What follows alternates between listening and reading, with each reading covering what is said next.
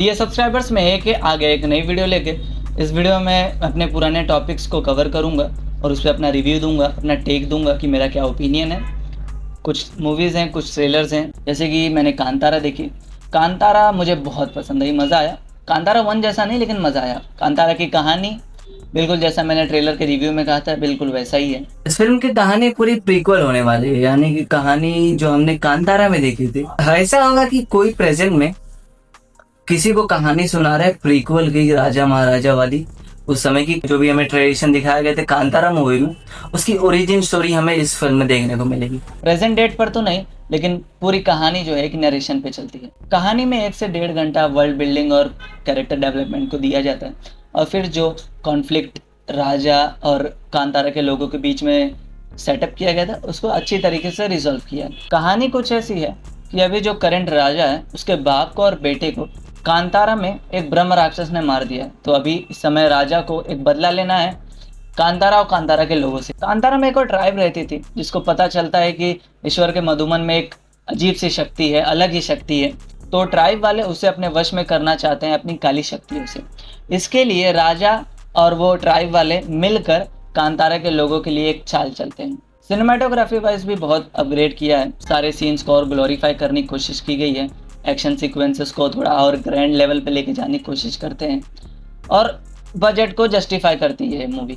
गाने इसमें 1-2 ही है, एक दिलजीत का है और एक वराह रूपम, जो कि कांतारा 1 में भी था, वो भी एंड में आता है। यह फिल्म शिवा का बाप जिस जंगल में जहां अदृश्य हुआ था उस बात का आंसर देती है कि वहीं पे क्यों अदृश्य हुआ था, और चैप्टर 2 को भी टीज किया जाता है इसमें। उसमें बताया जाएगा कि अब वो कुआं कहाँ है जो पहले था।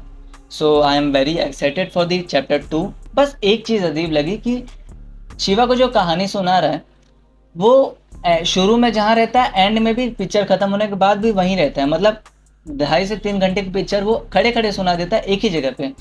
यार जगह तो चेंज कर लेना चाहिए, पर क्या करे, चैप्टर 2 को भी टीज करना था। VFX is good, very good. CGI का उतना यूज़ नहीं किया गया है क्योंकि ज़्यादातर सीन्स को और सीक्वेंसेस को रियल सेट पे शूट किया गया है। Overall movie is very good, मज़ा आया देखकर। बस एक शिकायत है यार, इतनी सुंदर खूबसूरत हीरोइन को ये लोग लास्ट में विलन बना देते हैं और एंड में उसकी मुंडी तोड़ देते हैं। पर खैर, दंत कथा ही ऐसी है। तो अपने अगले टॉपिक की ओर बढ़ा जाए तो वो है थामा। थामा देखी मैंने, और कैसी है? मस्त। मतलब देखो, लेट्स बी ऑनेस्ट कि मैडॉक से आ रही है, टिपिकल वाइब रखती है, टिपिकल सब टेम्पलेट रखती है अपने शूट करने का, अपना प्रेजेंटेशन दिखाने का, लेकिन आदित्य सरपोदार डायरेक्टर ने बहुत बढ़िया काम किया। थामा is a story structure of the chosen one. एक ऑर्डिनरी सा पर्सन, एक साधारण से जिंदगी जीने वाला आदमी कैसे बेतालों का थामा बनता है, उनका राजा बनता है। इसी स्टोरी को मैडॉक फिल्म्स ने एक अच्छे से लव स्टोरी में पिरो कर दिया है, ऊपर से हॉरर और कॉमेडी का छिड़काव किया है। हॉरर के नाम पे 1-2 जंप स्केयर थे और कॉमेडी के नाम पे सोशल मीडिया रेफरेंसेस, पर मैं ये कहूँगा कि कॉमेडी मेरे लिए लैंड्स करती है। बस एक शिकायत है कि जिस फोकलोर स्टोरी को बेतालों की ओरिजिन स्टोरी की तरह सेटअप किया जाता है, उससे रश्मिका मंदाना का कैरेक्टर जो है कि नरेशन में बिता देता है। काली माता और रक्त बीज वाली कहानी अगर अच्छे से प्रेजेंट किया जाता तो और इम्पैक्ट रहता और समझ में आता लोगों को। अगर वहीं पे कंपैरिजन करें लोका से, तो वो अपने ओरिजिन स्टोरी को, फोकलोर वाले स्टोरी को बड़ी ही अच्छी तरीके से बैक एंड फोर्थ करके प्रेजेंट डे के साथ अच्छी तरीके से दिखाते हैं। तो ऑडियंस ज़्यादा कनेक्ट करती है स्टोरी से और उसकी ओरिजिन स्टोरी से। पर ठीक है, समझ में आता है कि लेंथ और बढ़ जाती है, लगभग 3 घंटे की पिक्चर है, अगर उसको ऐड किया जाता तो और बढ़ जाती। पर यार एनिमेशन में ही दिखा देते हैं। गानों की बात करी जाए तो मैडो वालों ने एक टेम्पलेट बना लिया है कि स्टोरी में कहीं भी पार्टी जैसा लग रहा है तो वहाँ पे आइटम सॉन्ग डाल दो। यार एक आइटम सॉन्ग डालो, 3-3 आइटम सॉन्ग किसके लिए? और यहाँ पे तो नोरा फतेही को एक बना लिया, एक सेव करके रख लिया है, एक वैम्पायर बना दिया है नोरा फतेही को कि कहीं पे भी ये आइटम सॉन्ग डाल देंगे, अब सेव करके रख लिया। CGI और VFX को अच्छे से मेंटेन करके रखा है, चाहे वो भालू वाला हो या फिर भेड़िया का वो अपग्रेड वर्जन हो, मज़ा आता है। Overall it's a decent entertainer movie, सबकी परफॉर्मेंस डिसेंट थी। मूवी लंबी है पर बोर नहीं करती क्योंकि इसमें कैमियोज भी हैं, जनार्दन का है, भेड़िया का है, मुंजिया वाले हालेलुया वाले बाबा का है, और स्पाई यूनिवर्स और कॉप यूनिवर्स की तरह अननेसेसरी कैमियोज नहीं है। कैमियोज हैं, साथ में कैरेक्टर डेवलपमेंट भी हो रहा है, कैरेक्टर का स्टोरी भी बढ़ रहा है। और कैमियो में सरकटे का भी है, यक्ष शासन को छुड़ा कर ले जाता है एंड क्रेडिट सीन में। तो अब देखने में मज़ा आएगा कि मैडॉक वाले अपना किसे थैनोस चूज करते हैं, अक्षय कुमार के कैरेक्टर को या सरकटा को। मज़ा आएगा देखने में। और इस मूवी को देखने से पहले स्त्री 2 और भेड़िया का ओरिजिनल स्टोरी वाला देखना ज़रूरी है, वरना समझ में नहीं आएगा। पर खैर, अपने अगले सेक्शन की ओर बढ़ते। कुछ ट्रेलर्स आए थे हाल ही में जिसको मैं कवर नहीं कर पाया था, तो बात कर लेते हैं। स्पिरिट का अनाउंसमेंट हुआ था। स्पिरिट का अनाउंसमेंट 2 हफ्ते पहले हो गया था, जिसमें कास्ट का अनाउंसमेंट किया गया, जो कि हम लोग को पहले से पता था। अनाउंसमेंट पूरा वॉइस ओवर में चलता है, प्रभास और प्रकाश राज की आवाज़ में। वीडियो में एक कंट्रोवर्शियल स्टेटमेंट भी है कि इंडियाज बिगेस्ट सुपरस्टार प्रभास। उसके बाद फिर एसआर के फैंस और प्रभास फैन लड़ना शुरू कर देते हैं। मैं कहता हूँ कि इसमें लड़ने की क्या बात है, सबको पता है कि इंडियाज बिगेस्ट सुपरस्टार कौन है।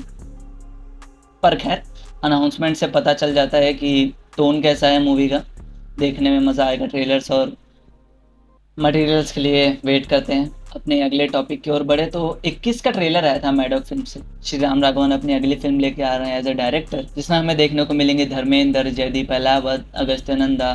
This is the story of Paramvir Chakra hero Arun Khetarpal. एक ऐसे 21 साल का लड़का सिर्फ हिंदुस्तान के लिए नहीं है, बल्कि अपने दुश्मनों के लिए भी एक मिसाल साबित होता है। कहानी के बारे में मैंने ज़्यादा रिसर्च नहीं किया, क्योंकि कहानी ये जान गए तो फिल्म में मज़ा क्या आएगा।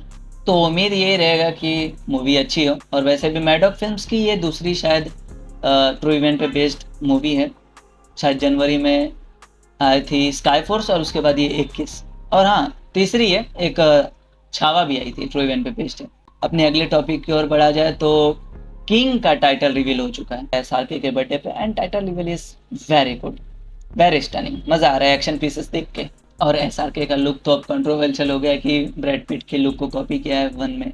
फिर लोगों ने खोज खाज के पता नहीं कितने सारे वो लुक्स की फोटोज निकाल के अब सोशल मीडिया पे डाल रहे हैं। मज़ा आ रहा है। इसमें एसआरके के साथ साथ उनकी बेटी भी देखने को मिलेंगी, सुहाना खान। तो 2026 में भी ये फिल्म आ रही है, और स्पिरिट भी आ रही है 2026 में, जननायकन भी आ रही है, टॉक्सिक भी आ रही है, जेलर 2 भी आ रही है।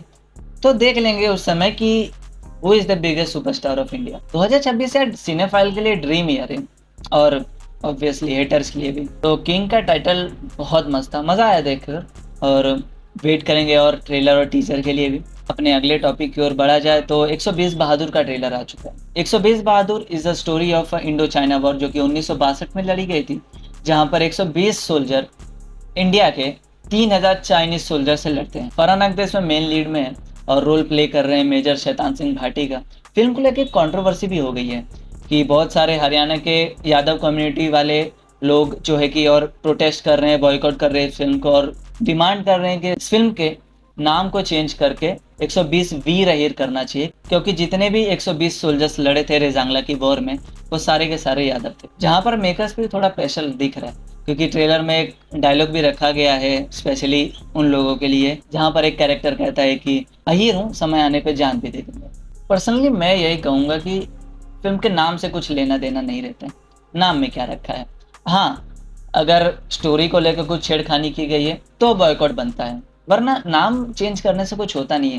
यार मैडॉक ने स्काई फोर्स निकाली है, अभी 21 लेके आ रही है। अगर सारे कम्युनिटी वाले वो कर दे कि नाम चेंज करो, नाम चेंज करो, तो ऐसा नहीं होता है। बस इतना ही कहना था। मज़ा आया सारे ट्रेलर्स को देखकर, मूवीज़ को देखकर, और अपने आगे आने वाली सारे मटेरियल्स पे अप टू डेट रहूँगा। मैं सारे टॉपिक्स को रियल टाइम में कवर करूँगा, जो कि अभी अभी SSMB 29 के पृथ्वीराज सुकुमारन का लुक आ गया है, और कंपैरिजन तो भरपूर चलेगा ही। पर मुझे भरोसा है एज एस राजामौली पे कि कुछ ना कुछ यूनिक किए रहेंगे। एक डाउट है कि यार अपना मेन विलन कुर्सी पे रहेगा, एक अर्धमारा रहेगा, और एडवेंचर वाली मूवी है, तो क्या हीरो से सिर्फ विलन के गुंडे ही लड़ेंगे, विलन लड़ेगा नहीं? पता नहीं क्या है, पर मज़ा आएगा। और काफ़ी सारे टॉपिक्स मैं नहीं कवर कर रहा हूँ, क्योंकि जैसे कि एक ट्रेलर आया था हक का, तो ट्रेलर को कवर करना तो बनता नहीं है क्योंकि पिक्चर आ चुकी है, और हक मेरा मन नहीं कर रहा था देखने का। स्पेशली अभी बहुत दिन हो गया पिक्चर देखे, मैं सोच रहा हूँ यार कुछ एक्शन देखूँ, मैं एक्शन एडवेंचर देखूँ, सोशल ड्रामा देखने का मन नहीं करता मेरा। और शायद दे दे प्यार दे 2 का भी आया था, और मस्ती 4 का भी आया था, तो I am not a fan of मस्ती 4। पर खैर, इस वीडियो के लिए इतना ही, और आगे आने वाले सारे मटेरियल, सारे टॉपिक्स को रियल टाइम में कवर करेंगे। अब यहीं पे अपने सारे टॉपिक्स ख़त्म होते हैं। इस वीडियो के लिए इतना ही, फिर मिलेंगे चलते चलते। सब्सक्राइब कर दो, पहली बात तो सब्सक्राइब करो। और मैं कुछ नया चीज़ भी लेके आ रहा हूँ अपने इस चैनल के लिए, एक नया सेक्शन चालू करने वाला हूँ जो कि बहुत समय तक चलेगा, तो उसका भी अनाउंसमेंट बहुत जल्द आ जाएगा इस चैनल पे, तो उसके लिए सब्सक्राइब कर लो।